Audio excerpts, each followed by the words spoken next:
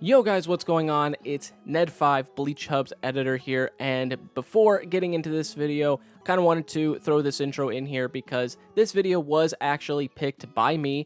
Bleach Hub came to me and he was like, you know what, I want you to pick a versus video. Don't worry about, having popular, versus debates or, anything like that. Just pick two people you want that would make, a decent versus battle that you would want to kind of go and discuss into with a couple of interesting characters. And I had a couple in mind, but he had already kind of done them. And so I was like, you know what? Why don't we do Yamamoto versus Unohana? So that's what we're doing here today. Hopefully you guys enjoyed. And hopefully, we can kind of keep it going where I'll just pick every now and again some versus battles and just see what Bleach Hub can do with them. So yeah, hopefully you guys enjoy, and on to the video.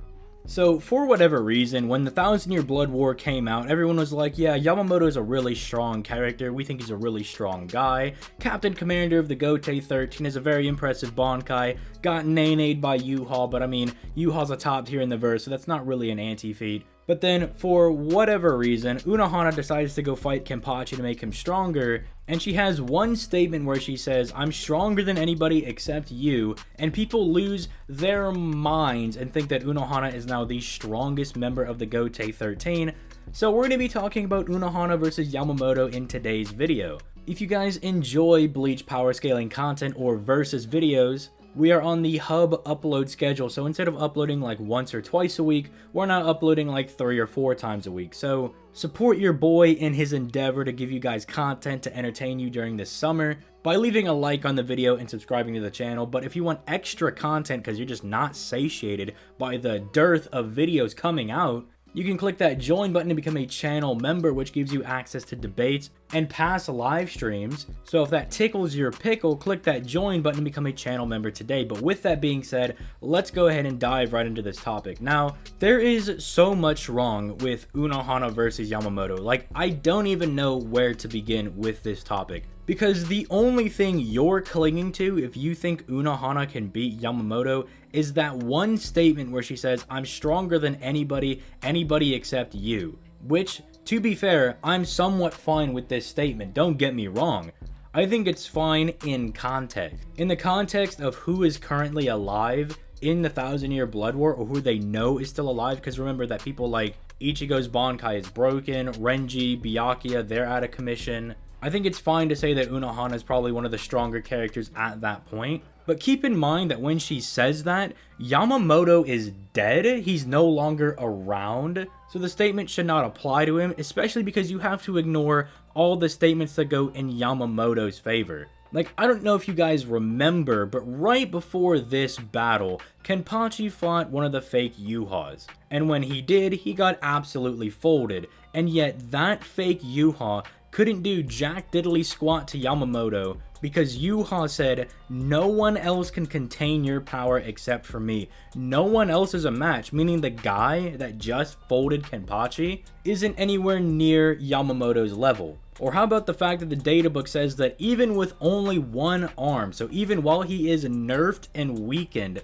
Yamamoto is still the strongest member of the Gotei 13. And that statement is made when everybody is alive, meaning Yamamoto's still stronger than Unohana. In fact, Yamamoto even says the whole reason I am the Captain Commander, and this is when he's talking to Aizen in Fate Karakura, he's like, do you know why I am the Captain Commander? It is because no one else has been born stronger than me in the last 1,000 years, meaning no one has even been born as of late that has rivaled Yamamoto. No one's even come close. Which is really odd because Unohana's whole character during the original Gotei 13 is that she's seeking a battle where she can actually have fun. Someone that can challenge her, right? Like, the Shinigami that are under her come to her and they're like, hey, we weren't able to find anyone that would be able to give you a proper challenge. Like, we're really sorry, but we can't find anybody. So wouldn't you think that Yamamoto being like, no one even comes close to me, no one can even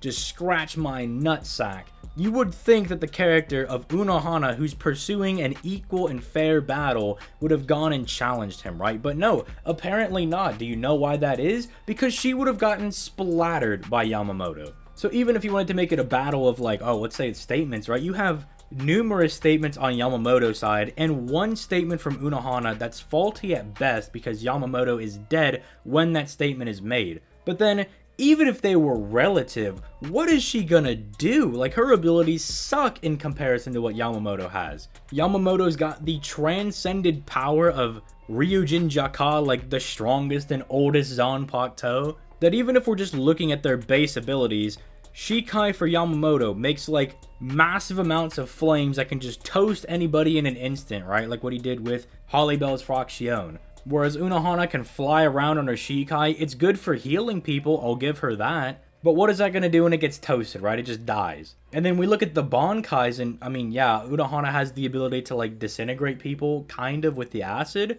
But that's not even going to be touching Yamamoto in the first place because the entire battlefield is going to be engulfed in flames in 2.5 seconds. And that acid is going to evaporate under those temperatures. Like, she might try to like fling it at him and then it hits the armor of the sun and just disintegrates immediately. Because keep in mind, it's not just fire, it's also his spiritual pressure as well, which Yamamoto has more spiritual pressure than Unohana. But again, let's be nice and say, okay, stats equalize. They got the same, right? It's just what abilities they have. Well, Yamamoto has the sun armor. He can summon a trillion people to help him out, which I've talked about in Yamamoto's video, why summoning that many people is insane. Like, just imagine you had to fight a billion ants, right? Let's even lower it, right?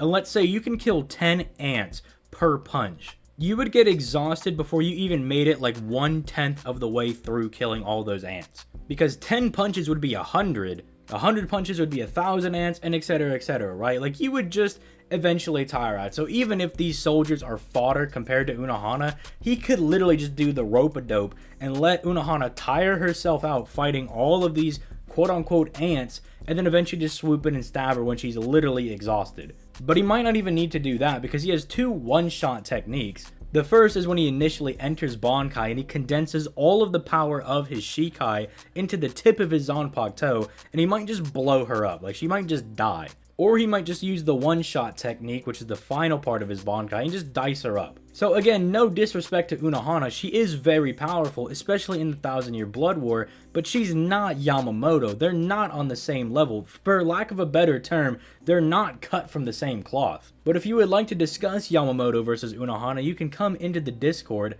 where I'm sure me and other people would love to discuss this with you. If you think Unohana stands even a modicum of a chance, feel free to join. And while you're down there in the description, there are other links that you could press, like say my Twitter, my Twitch channel, and my second channel. All other good links. You should definitely click those and check those out. But thank you guys for watching. That is it for my TED Talk in today's video. Peace, late guys.